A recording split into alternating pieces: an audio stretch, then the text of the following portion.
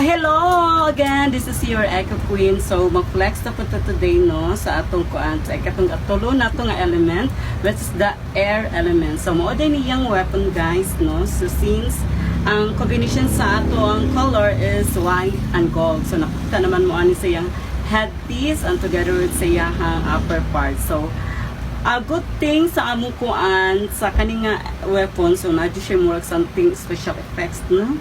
So, katong mga kon kay namo ito siya po na po di siya. Just look at guys. Taw ha. O, diba?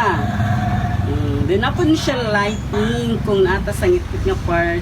At the same time, na po siya sounds effect siya. So, mo tayo siya no, and again, we are using the recycled materials. Gikan siya sa mga old na mga toys. And again, recycle at the same time, i-customize siya.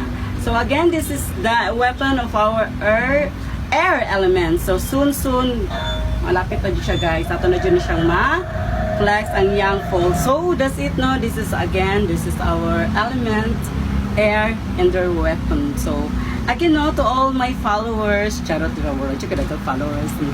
Again sana hope po dito mo like and share mo tanong kay Ginoo ko. Again balag ko ano ginagmay lang amo ang kuno, pero again we are creating and we are uploading quality good video siya. So, at least, ang among po siya guys, tapos mo ma-learn at the same time, makatabang po ta sa itong environment. So, again, hope makita na niyo atong full set, no, puhon-puhon. So, wala pa jud, hoping lang ka. So, abang-abang lang tayo guys, no. So, again, keep on sharing and keep on viewing on my Facebook account. And that's it. This is your Echo Queen, your Neville RC from Gonas Diseños, a home of unique and original creation.